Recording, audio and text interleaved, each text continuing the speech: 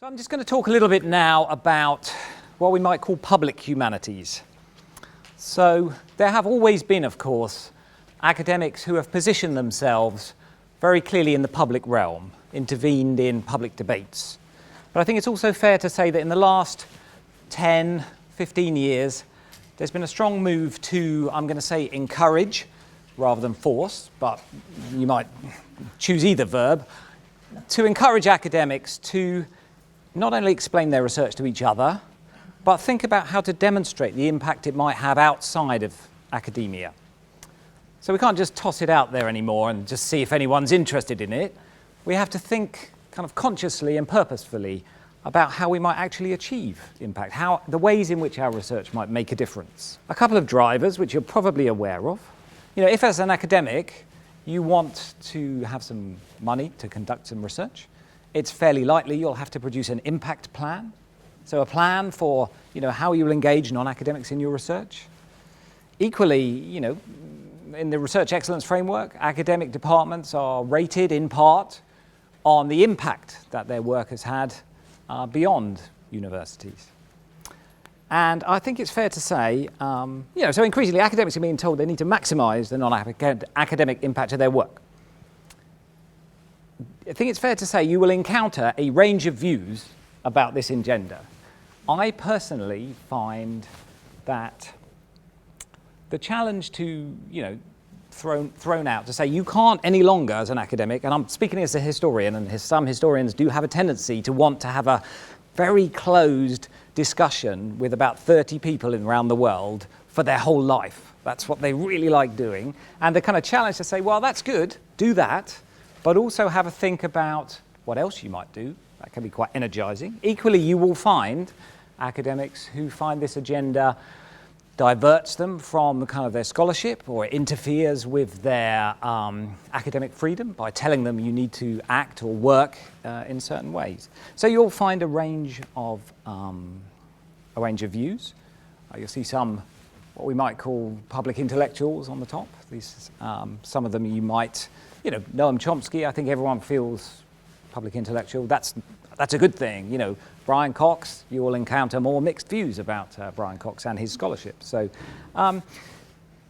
Chase ran a training program, not last year, but the year before, which was around this field of public humanities, because we were aware that academics are getting to grips with this way of thinking, this mode of working, and PhD students, doctoral students, early career people were kind of vaguely aware that this is out there, but weren't really sure how to position themselves on it. And you will find, as I say, different points of view, and you need to think about what your position on this agenda is. So Chase is going to be running, probably in the early part of next year, another public humanities program. So I'll talk a little bit about some of the things which we might be looking to include in there. So obviously one of the kind of most obvious things that you would think of when thinking about working or moving outside of the academy is engagement with the media. So obviously television and radio, internet broadcasting, but also print media, newspapers, magazines, and so forth. I suppose there's a few points that I would make. The first point to make is that engaging with the media isn't itself impact. So if I am commissioned by some stroke of luck to present a BBC Two documentary about my work, and 1 million people watch it, that's not impact. What's impact is what the 1 million people then do or think differently as a result of hearing that. So you can see why academics kind of tie themselves up in knots a little bit about kind of exactly what impact is, and it's very complicated trying to find out how to measure it. But a distinction between activity, writing something in a newspaper, appearing on the radio, and impact, the end result of that is worth bearing in mind.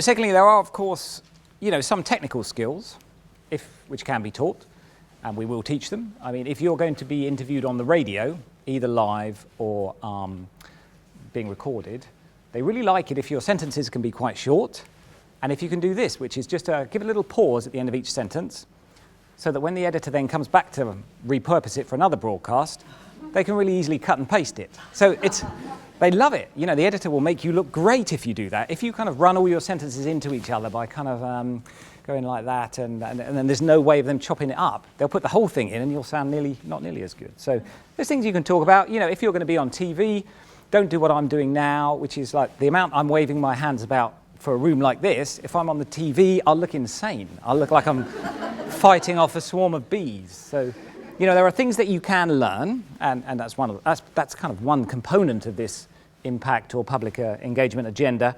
But I think more interestingly is the kind of intellectual thinking about some of the choices that you'll need to make when you engage with different media.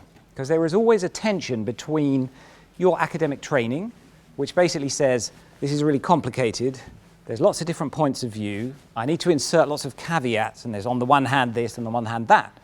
And then there's the demands of what is often a very narrative or linear media, which says, what's the story of how this happens? So there's a tension between complexity and the drive to entertainment and telling a story. So you'll be faced with a succession of choices if you go down the road of achieving impact, of how much do I simplify, might be one word, kind of how much do I present my knowledge in a different way, a way that's more easily accessible. And some people are more comfortable that with others. Some people find like, I really just can't, I can't simplify it that much, the amount the producer wants me to, because I feel like I'm kind of betraying the complexity of my discipline or my knowledge. Other people are much more at ease with a kind of glib, chuck out there some ideas and thoughts. And again, there's no right way of doing it. Some people will be more comfortable with this mode of working than others, but it's something you want to consciously reflect on and think about before someone's holding a microphone going, can you just say this, please? You need to have decided what your position on that kind of issue is. So collaboration then is another thing that we covered in the training program and we will cover again. Another obvious route to being more public is to work with other people. So not just at the dissemination stage, I've done my research, now who can I tell about it? You know, while I'm conducting my research, what institutions or groups might be interested in working with me or who I could talk to as I form my research questions. So you'll see at the top there, you know, as was already flagged, we have a number of institutional partners, kind of public institutions. Equally, you might find private institutions. We have students who have worked very effectively with community groups, with church groups, with school groups, NGOs. We have some students as well who have worked with small and medium-sized enterprises in the creative industries. There's a whole range of different ways in which you might collaborate, but you will probably find in doing all of that the same types of tensions between a very complex, high-level academic knowledge and knowledge base and a kind of drive to do something which is either commercial or engages the public as entertainment.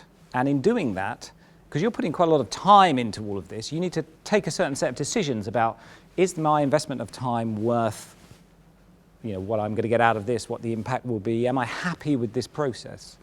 So again, that's one of the things we cover in the training. Kind of moving beyond that, I suppose, that's a quite instrumental, quite a contained way of being public. That says, I know this, I've researched this, and I'm going to talk to people about it, which is probably where you would start off.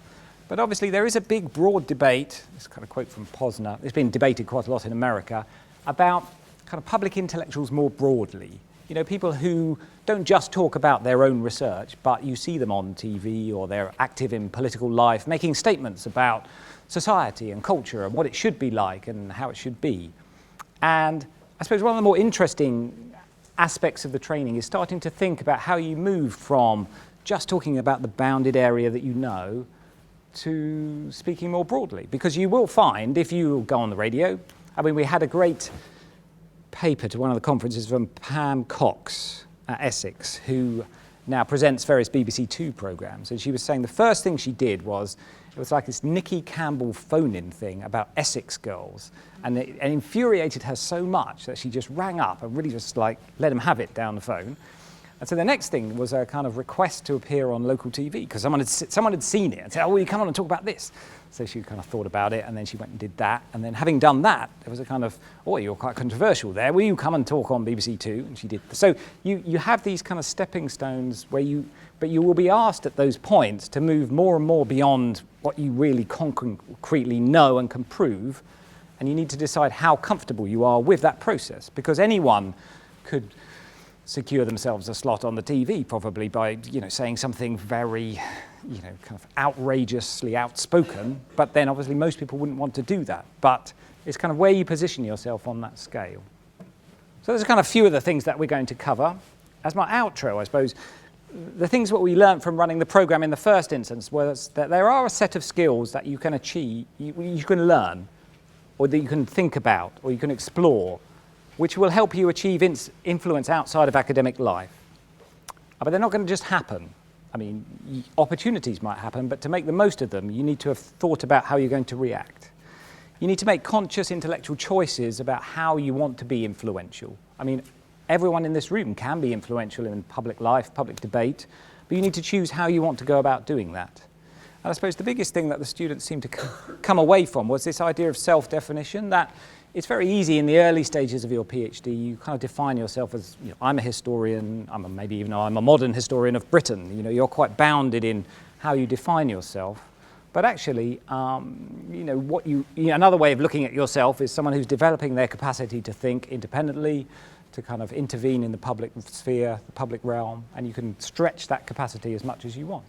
I mean, there are obviously tensions between your desire to finish your PhD and do the whole range of the things that I've been talking about. But kind of the training will ideally allow us all to explore together what that means, what the role of the academic in the public realm is.